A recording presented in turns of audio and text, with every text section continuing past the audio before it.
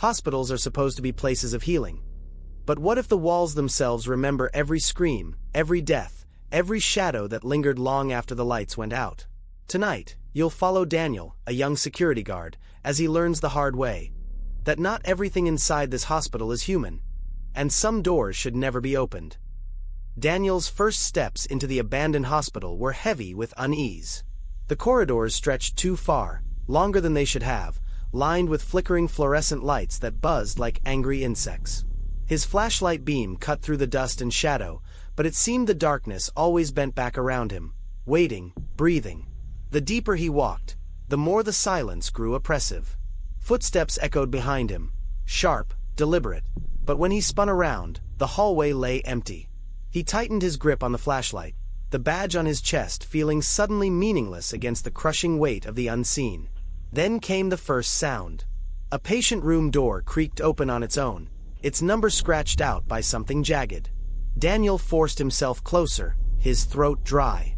Inside, the bed covers stirred, as if someone had just climbed under them.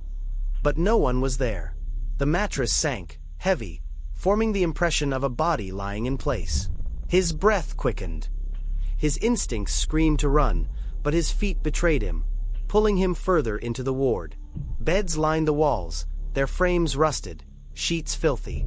And one by one, they began to sink, invisible bodies pressing down into them. Daniel stumbled back, flashlight trembling, when his beam caught movement at the far end of the room. A figure, tall, its form stretching unnaturally toward the ceiling, faceless, its outline bending in ways no human body could. Daniel froze. The air was suffocating. Shadows crawled toward him across the floor. The flashlight flickered in his hand. And then, the beds went still. The impressions vanished. The figure melted back into the corner like smoke. But the dread did not leave. The hospital began to change. Corridors twisted upon themselves, turning left when they should have turned right. Doors appeared where there were none, leading only back into the same hallway. The buzzing lights pulsed in rhythm, like a heartbeat. The building itself was alive, and it wanted him lost. And then he saw it, himself.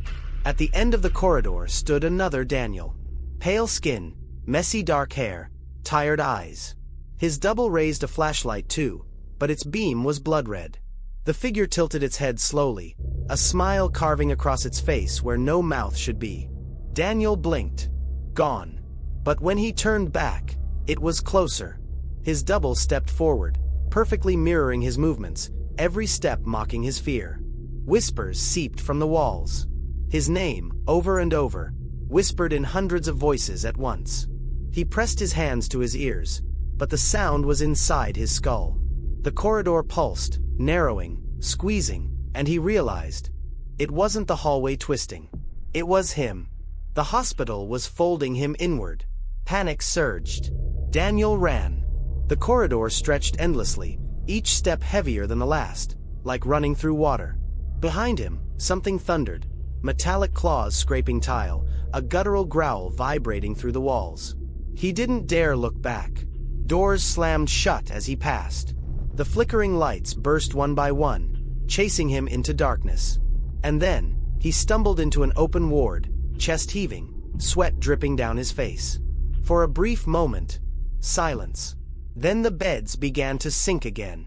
1, 2, 3. Invisible bodies rising this time, climbing upward, forming silhouettes with no faces. Their movements stiff, jerking closer. Daniel's flashlight sputtered and went dark.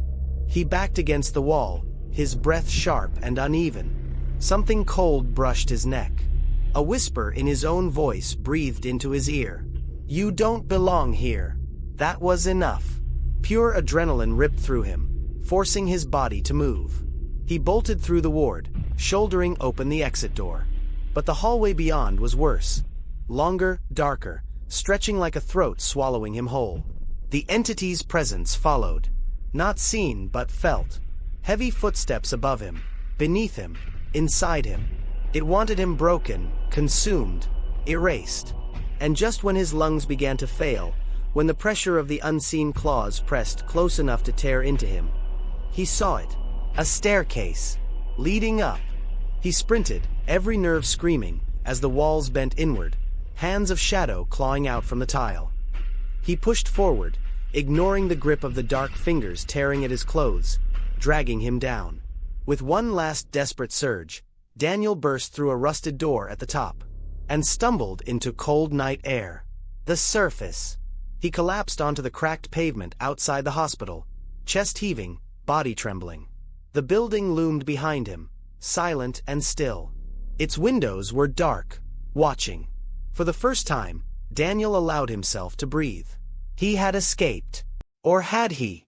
Because when he lifted the flashlight to his face, its beam glowed not white, but red. Daniel made it out of the hospital. But sometimes, escaping the nightmare doesn't mean it lets go of you. If you ever see a flashlight shining red in the dark, don't wait to find out who's holding it.